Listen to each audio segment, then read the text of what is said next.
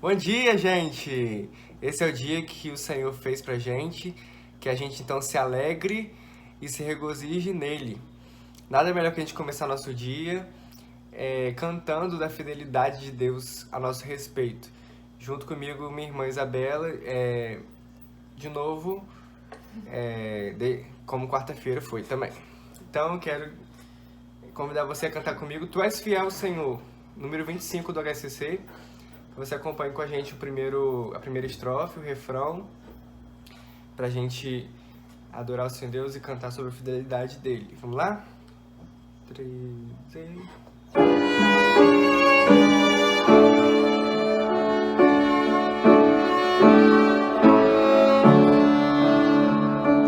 Tu és fiel, Senhor, meu Pai celeste, pleno poder aos teus filhos dará. Nunca mudaste, tu nunca faltaste, tal como eras tu sempre serás. Tu és fiel, Senhor, tu és fiel, Senhor, dia após dia, com bênção sem fim. Tua mercê me sustenta, me guarda. Tu és fiel, Senhor, tu és fiel, Senhor, tu és fiel, Senhor, fiel.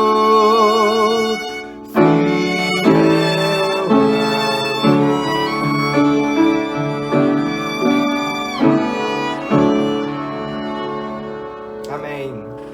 Vamos orar a Deus? Obrigado, Jesus, por esse dia tão maravilhoso que o Senhor fez pra gente, que o Senhor tem o nosso coração nessa manhã completamente dedicado ao Senhor, atento a ouvir Tua palavra e adorar o Senhor com tudo que nós temos.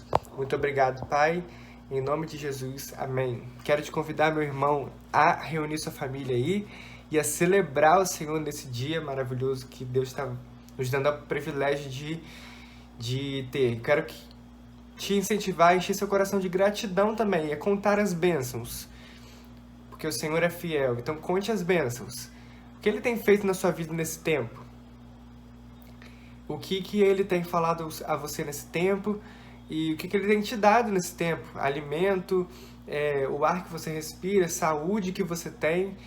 Agradeça o Senhor pelas mínimas coisas que você tem recebido dEle, no nosso pastor, nada te faltará. Então, que você agradeça a Deus de todo o seu coração por aquilo que Ele tem te dado. Eu quero te lembrar que na Palavra de Deus tem escrito 365 vezes a expressão não temas.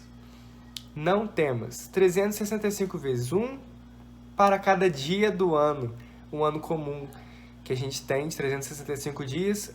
Para cada dia, uma vez a Palavra de Deus diz não temas, porque eu sou fiel. O Espírito do Senhor diz para você hoje, não tenha medo, seja forte, se anime, porque eu estou contigo.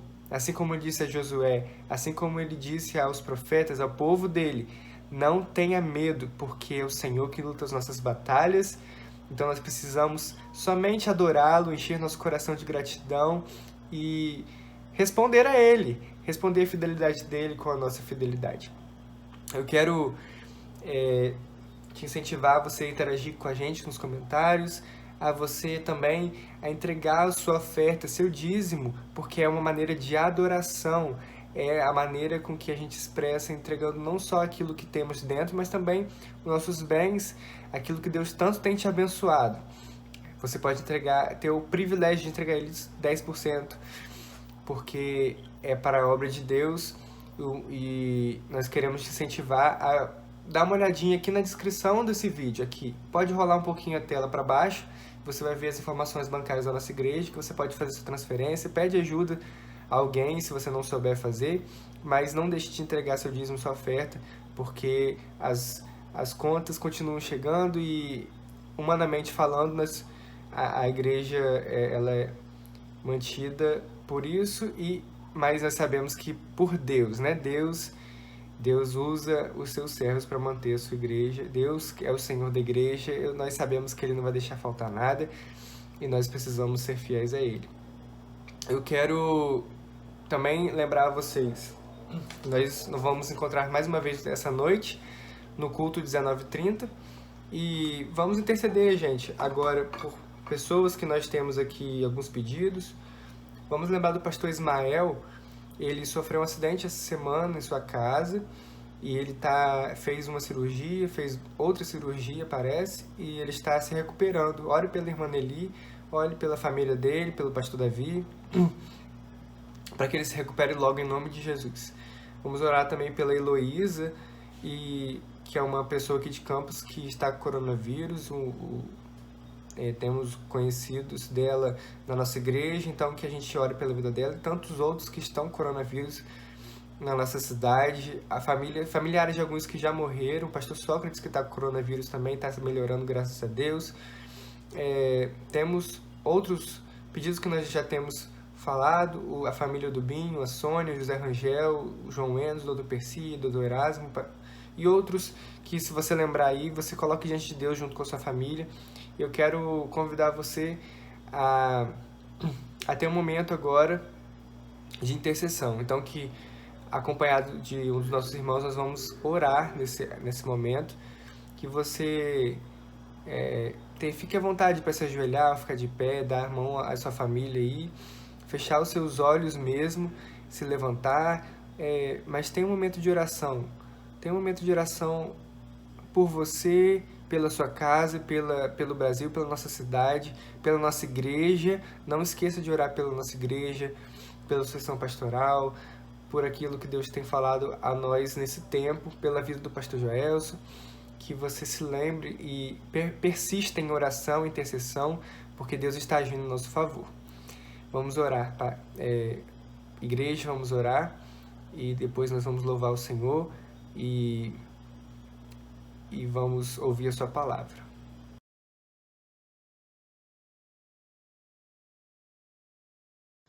Vamos orar, irmãos. Pai, muito obrigada, Jesus. Obrigada, Senhor, por esse dia. Obrigada, Pai, pelo Teu amor, pelo Teu cuidado, Senhor.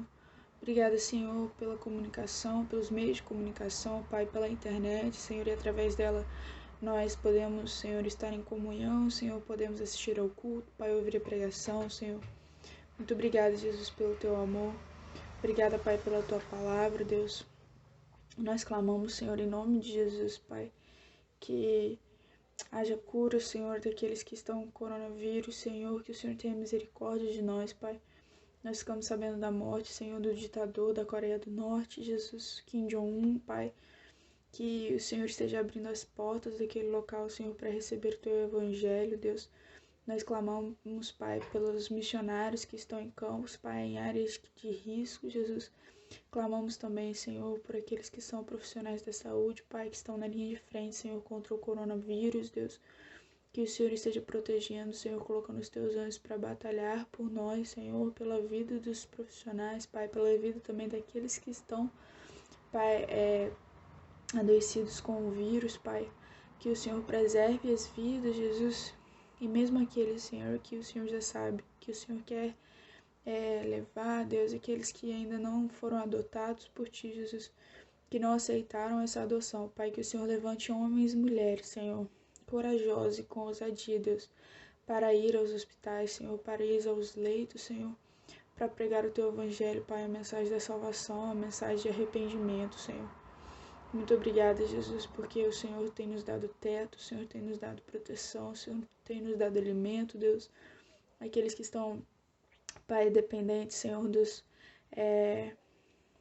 benefícios, Senhor, do governo, Deus, que o Senhor esteja protegendo a vida deles, Senhor, ao buscarem esse benefício, Senhor, que o Senhor esteja protegendo a vida deles, Senhor, e não permita, Deus, que nenhum dos Teus filhos, Senhor, sinta falta de algo, Senhor, ou sinta necessidade de algo material, Senhor, de algum alimento, Pai. Que o Senhor também nesse tempo, Pai, esteja melhorando, Pai, a nossa comunhão e ajudar os nossos irmãos, Pai. Se há alguém em necessidade na nossa igreja, Pai, que o Senhor levante irmãos, Senhor, movidos por Ti, Senhor, pelo Teu coração, Pai, em ajudar esses irmãos, Pai. É isso que nós oramos e agradecemos em nome de Jesus. Amém. Olá, estamos aqui na casa do Senhor reunidos para louvar e engrandecer seu santo nome, que é sempre digno de louvor, porque nós sabemos que o nosso Deus é um grande Deus e que continuará fazendo grandes coisas por nós, não importa a situação. Nós convidamos a você nesse momento para estar louvando o nome do Senhor conosco. Amém?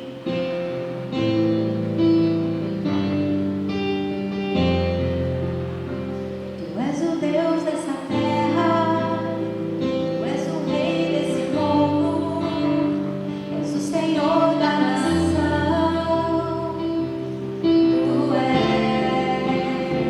Tu és a luz desse mundo, esperança para os perdidos. Tu és a paz para os cansados.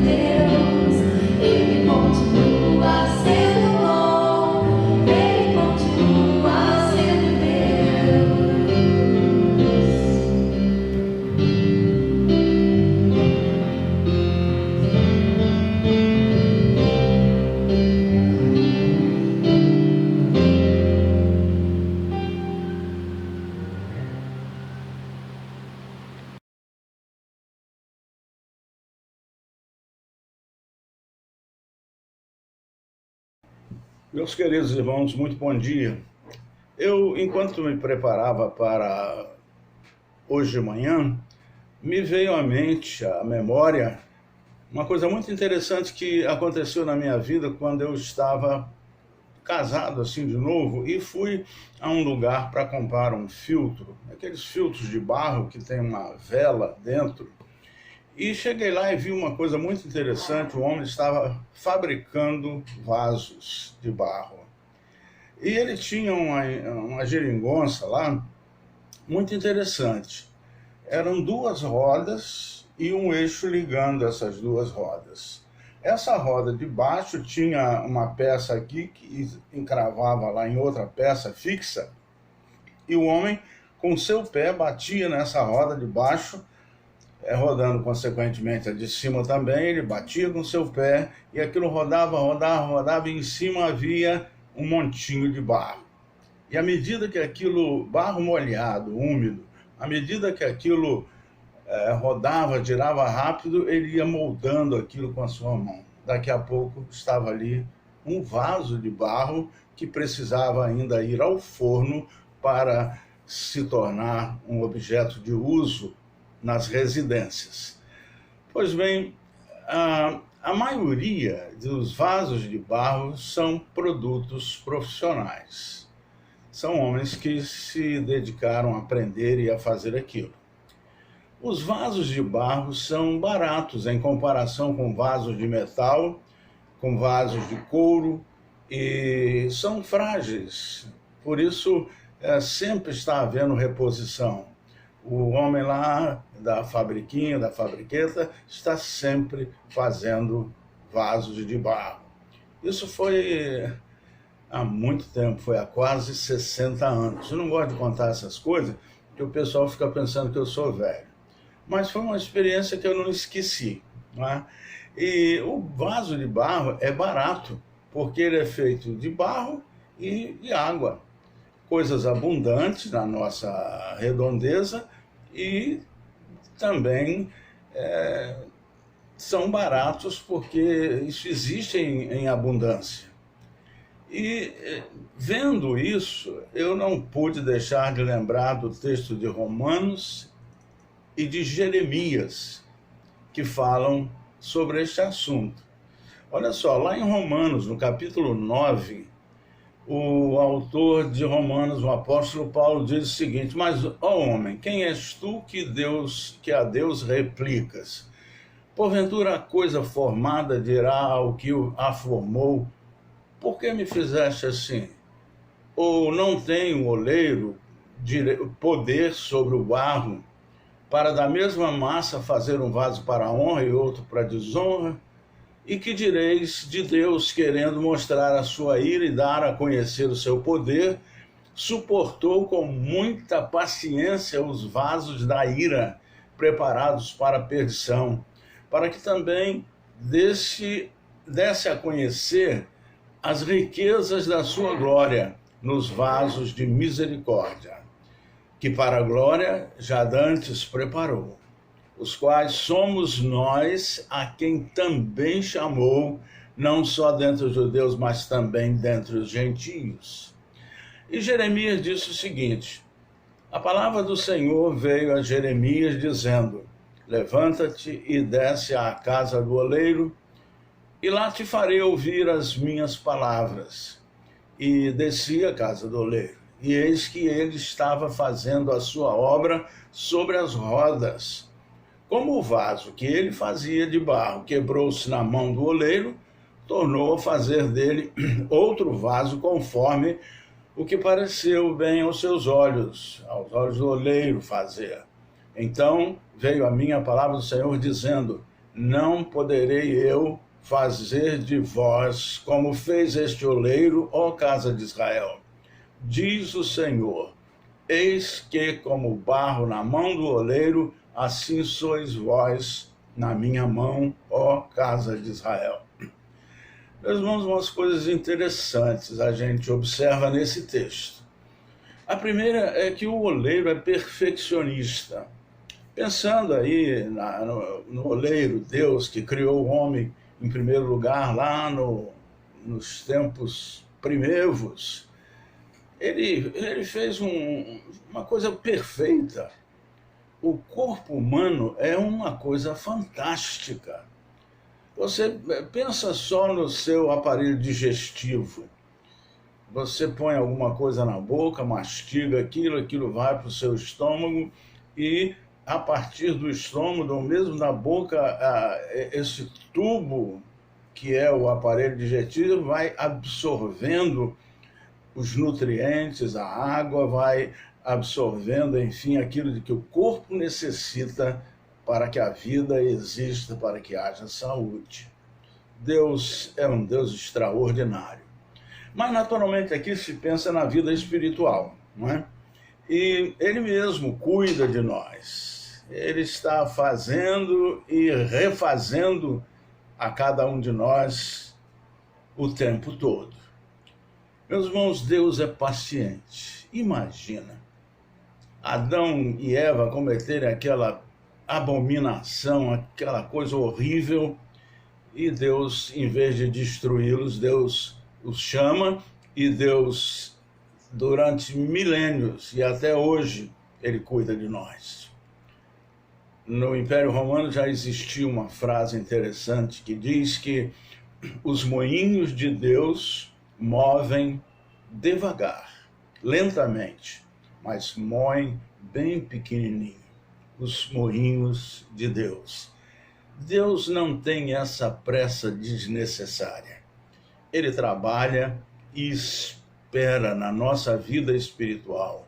Ele quer nos apresentar sem mancha nenhuma.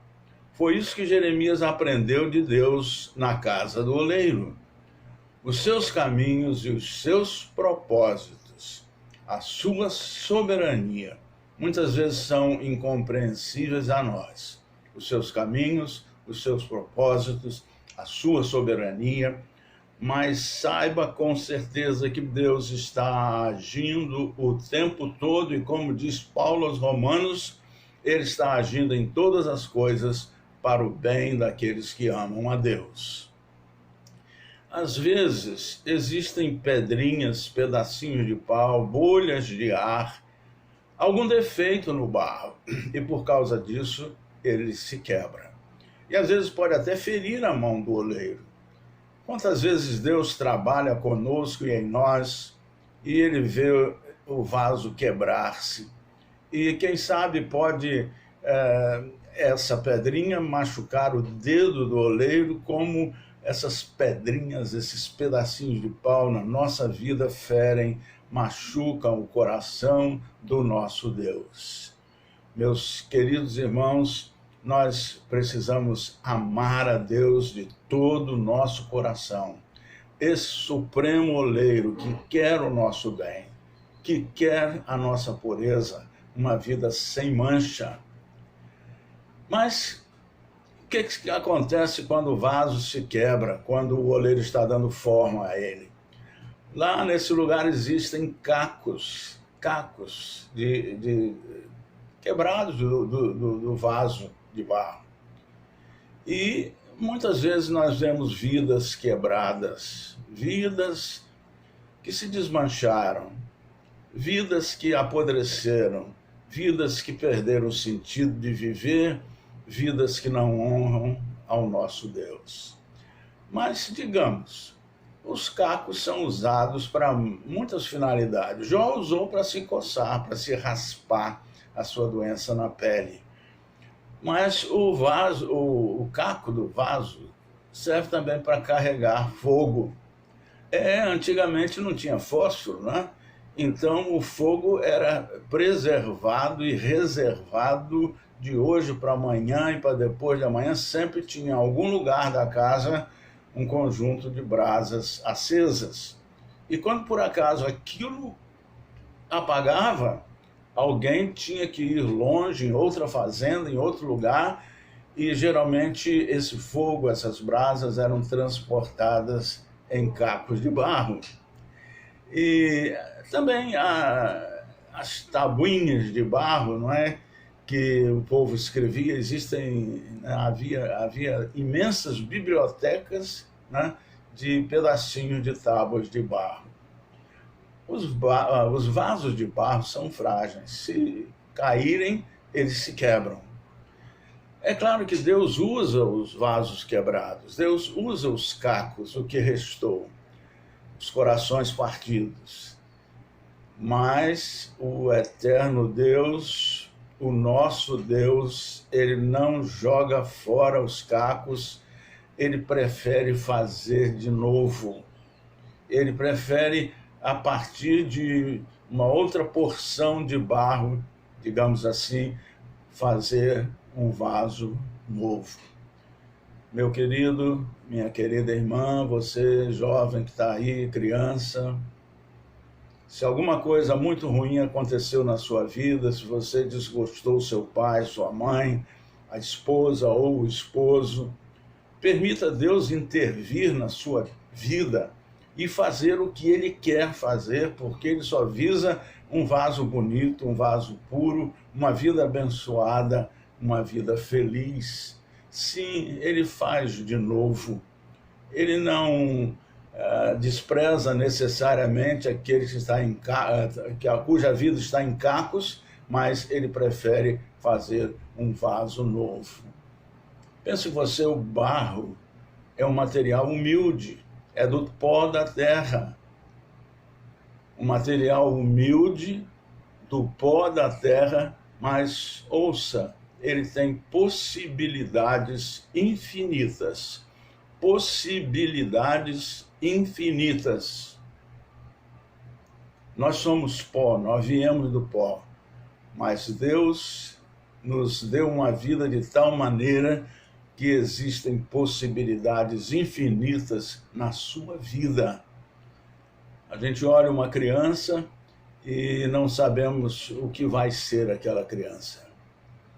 Uma vez alguém estava experimentando com a eletricidade, que era um negócio novo, né? Nem se sabia para que servia, e alguém perguntou, mas para que serve isso? Isso aí vai dar o quê? Então, um dos pesquisadores pegou uma criança novinha que havia na casa, trouxe, mostrou e disse, escuta, essa criança aqui, o que vai ser? E ninguém sabia, claro. Ele disse assim, ninguém também sabe o futuro da eletricidade. Hoje não se vive sem eletricidade. Gente, faltasse eletricidade, de repente fosse proibido usar eletricidade, a nossa vida estava parada, porque a sua importância é imensurável. Assim também acontece com a vida, como a pessoa mostrou a criança.